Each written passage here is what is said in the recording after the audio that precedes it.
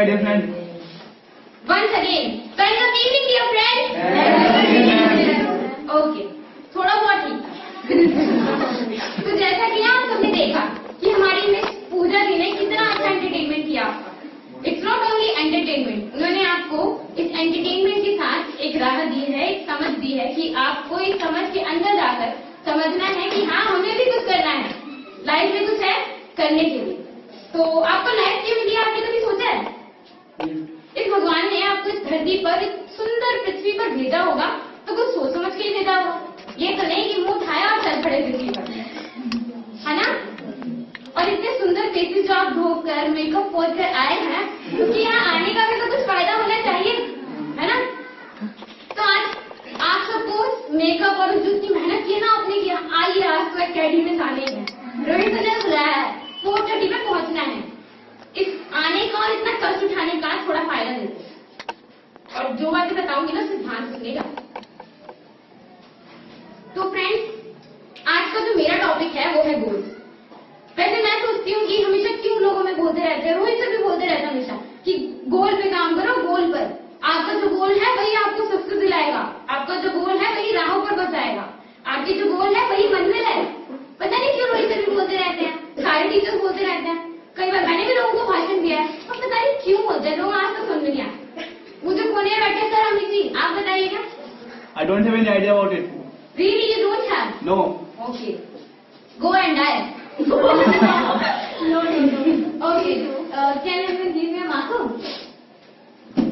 Okay, I would like to ask Sonam जी, क्या आपके पास कोई आइडिया है गोल्स क्यों बनाते हैं लोग, गोल्स या उसकी वैल्यू क्या है हमारी लाइफ में? बोलिए बोलिए, हम सुन रहे हैं। ओके, और सक्सेस की परिभाषा क्या है? जो हम चाहते हैं, जो हमारे लिए बेनिफिट होता है। तो यार आपके कहने का मतलब ये है कि सबके लिए सक्सेस की अलग अलग परिभाषा है। The meaning of success is different for everyone, yeah? Yes. And don't you think it's also different for me also? Yes. Yeah it's different and it's true. So आज मैं आप सबको कुछ बताना चाहूंगी गोल्स के बारे में। या you can say thank you, have a clap.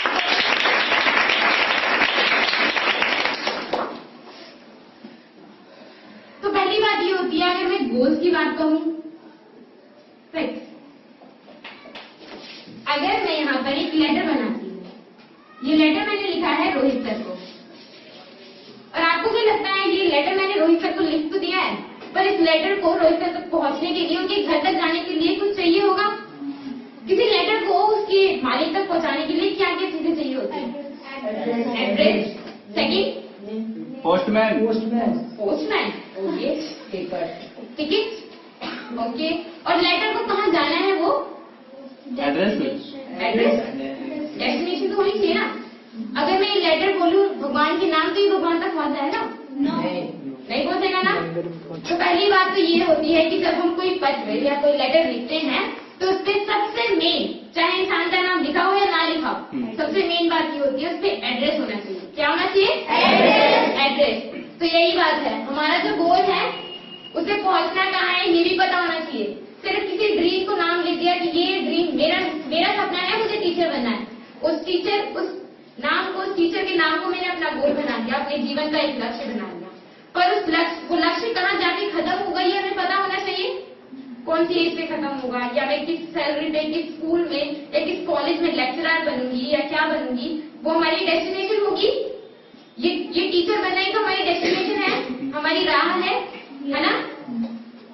तो अच्छा, तो किसी भी ड्रीम या किसी सपने को गोल में बदलने का क्या प्रोसेस होती है? पहली बात तो ये होती है कि ड्रीम और सपने में अंतर होता है, जो आप सबको पता है। ये मैं भी एक्सेप्ट करती हूँ कि आप सबको ड्रीम और सपने में अंतर तो पता ही होगा। चलिए पूछ लिया जाए, किससे पूछे, कौन जवाब देना चाहेगा? Raise your hand. No ma'am, you know. Rahul sir बताइए, क्या आपको पता है सपने और ड्रीम में क्या, गोल में और सपने में क्या अंतर होता है? हमारे लक्ष्य में। ताली तो बजा दो, मैं आ गया। सपने तो बोलते हैं जो नींद में देखते हैं, गोल बोलते हैं जो हमें करना है लाइफ में। I salute you APJ Abdul Kalam. तो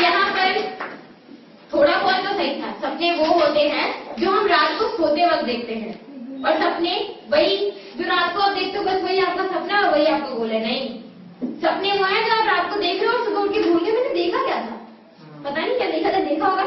और गोल वो होते हैं जिसके लिए आपकी डेडलाइन होती है। गोल ये हो सकता है कि हाँ मुझे 12th में 100 आउट ऑफ 100 लाने हैं तो लाने हैं, अदरवाइज करो या मरो, बस ये राह होती है। तो अपने किसी भी सपने को गोल में बदलने का क्या प्रोसेस होती है और उसे गोल में बदलना क्यों है ये बता रहे हैं।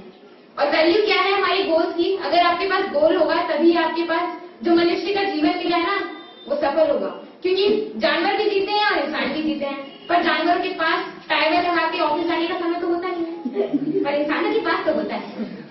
और इंसान टाइम लगाकर हमेशा हर सुबह जल्दी उठकर ऑफिस इसलिए जाता है ताकि वो अपनी फैमिली को कुछ कर सके। कुछ लोगों का गोल होता है अपनी फैमिली, अपने परिवार की परवरिश करना। This is the main thing for them, like our parents, our father. उनका गोल ये बन चुका है कि वो अपनी फैमिली को ब्रीड करना चाहते हैं, उन्हें सारी फैसिलिटीज देना चाहते हैं। शायद अब उनका गोल यही होगा। तो आपको फर्स्ट बताते हैं कि किसी भी गोल के लिए सबसे मेन थिंग ये होती है कि अपने ड्रीम को बदला जाए गोल में।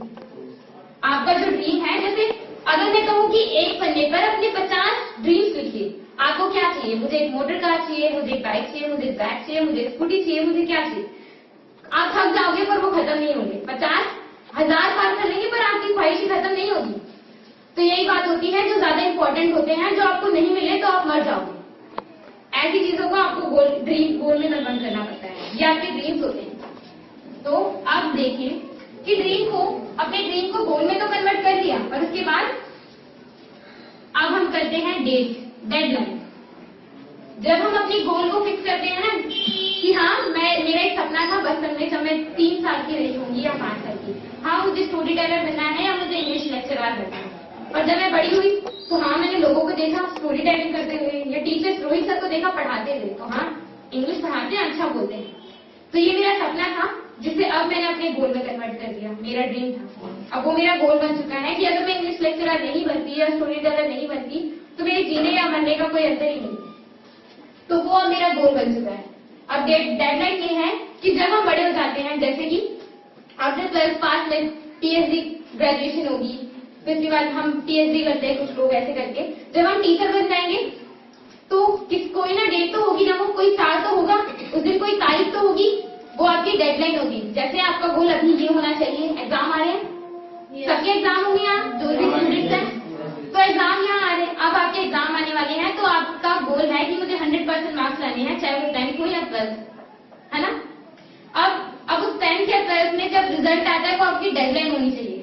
जब आप अपने सपने को कि मुझे 100% मार्क्स लाने हैं उसे अपना गोल बनाते हैं, उसके बाद आपके पास एक डेडलाइन होनी चाहिए, यानी डेट होनी चाहिए फिक्स कि हाँ जब मैं गोल बना रहा हूँ या बना रही हूँ तो अप्रैल की इस तारीख तक उसका रिजल्ट आएगा और ये मेरा ड्रीम उस दिन खत्म होगा।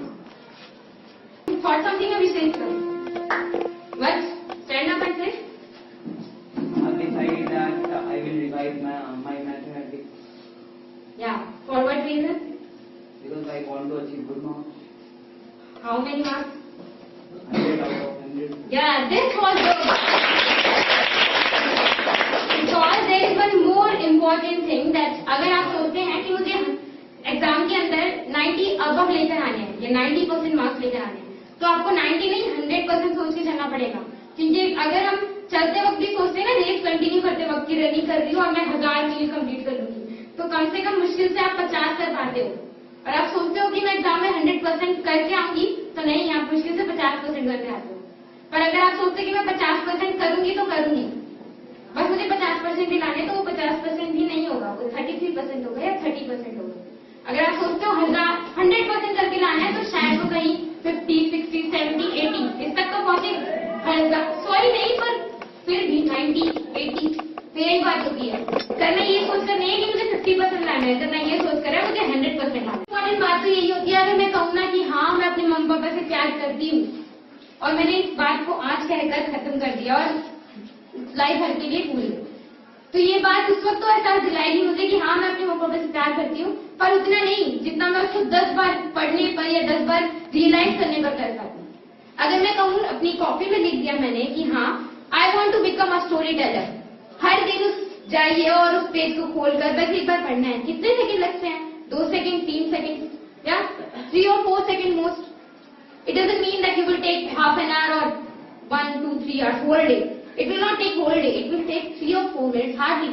I'm saying hardly. And if you are learning that, you are reading that dream, I want to become a storyteller.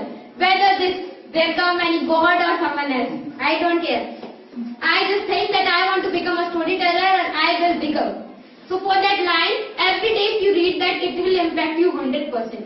And if only one day you will write down or say, I would like to become a storyteller, whatever is it. And after it will work 15%. Hardly it will work 50%. I haven't guaranteed. But if you read that every day and you write down also, so it will work 100%. Take guarantee from me, it will work. And if it doesn't work, then come and tell me. But whatever you say, I will do. Okay? किसी इंसान की life में आप किसी footpath पर बड़े गरीब इंसान से पूछोगे ना कि यार एक काम कीजिए, मैं आपको 1000 रुपए, लाखों रुपए देने को तैयार हूँ, बस आप अपनी एक अंगूठा दीजिए मुझे। एक अंगूठा कौन सी बड़ी बात है? ये 4 उंगलियां तो है ना हमारे पास, एक अंगूठा एक है।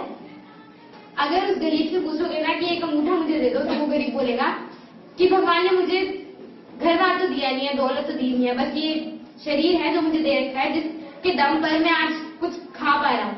अगर मैं वो भी आपको दे दूंगा तो मेरे पास रहेगा क्या? वो इंसान भी कुछ नहीं देगा। उसे पता है कि इंसान के और इस शरीर की क्या वैल्यू है। पर आप सबके पास तो सब कुछ है, ना ही आप अंधे हो, ना ही आपके पास एक पैर नहीं है, आपके पास दोनों हाथ है, आपके पास दोनों पैर है, सर है, नाक है, कान है, पैर है, सब कुछ है, पर फिर भी कोई काम नहीं है। क्यों? डेली सुबह उठते हैं, वही गधों की तरह ऑफिस जाते हैं या स्कूल जाते हैं, बजट बोल लाते हैं और बस। कुछ लोग हैं यहाँ ऑफिस जाते हैं और कुछ लोग हैं जो इतना भाई बैग उठाकर स्कूल जाते हैं, पर स्कूल जाने का भी क्या फायदा? हम सिर्फ किताबों में ही पढ़ाई नहीं होती है। जो हमारी दुनिया है ना, जो एनवायरमेंट है ना, वो एक ऐसी किताब है जिसे आप पढ़कर भी खत्म नहीं कर सकते। पूरी जिंदगी बीत जाएगी पर ये किताब खत्म नहीं होगी। ये वर्ल्ड एक ऐसी किताब है और जिसे आज तक कोई सॉल्व नहीं कर पाया। इस दुनिया के जो सम्स है ना, बहुत कम लोग हैं, जैसे एपीजे अब्दुल कलाम, भगत सिंह, यही लोग हैं जिन्होंने इस दुनिया के सम्स को सॉल्व कर पाए।